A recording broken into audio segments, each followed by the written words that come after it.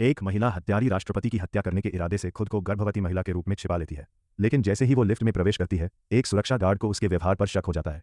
अगले ही पल छोटी सी लिफ्ट के अंदर दोनों के बीच खतरनाक लड़ाई शुरू हो जाती है। भले ही वो एक बेहतरीन फाइटर थी, लेकिन लिफ्ट की तंग जगह ने उसकी चालों को सीमित कर दिया। तभी उसकी नकली गर्भावस्था ही उसकी सबसे बड़ी ताकत बन जाती है।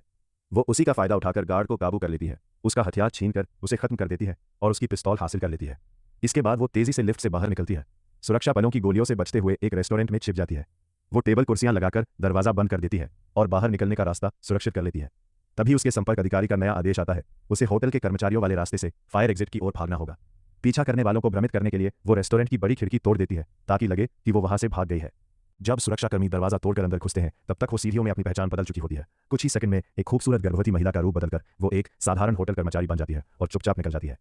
लेकिन तभी एक रहस्यमयी कोरियाई व्यक्ति उसके संपर्क अधिकारी के कमरे में घुसकर उसे बेहोश कर देता है और भागने की योजना के निर्देश बदल देता है। उसका मकसद हत्यारी को पकड़ना नहीं, बल्कि कोई बड़ा षड्यंत्र रचना होता है। नए आदेश के अनुसार वो मेट्रो स्टेशन पहुंचती है और निगरानी से बचने के लिए एस्केलेटर के कैमरे के ब्लाइंड स्पॉट का इस्तेमाल करती है। कुछ ही सेकंड में वो फिर से अपना पहनावा बदल लेती है। उधर संगठन की बचाव गाड़ी तेजी से तय स्थान की ओर बढ़ रही होती है। तभी वो रहस्यमयी आदमी एक बच्चे की गाड़ी अचानक रास्ते में धक्का देकर हादसा करवा देता है। जैसे ही ड्राइवर बाहर निकलकर स्थिति देखने आता है, वो पीछे से हमला कर सभी को बेहोश कर देता है और खुद गाड़ी लेकर निकल पड़ता है। जब हत्यारी वहां पहुंचती है तो उसकी तेज नजर तुरंत गाड़ी की टूटी हुई हेडलाइट पर पड़ती है।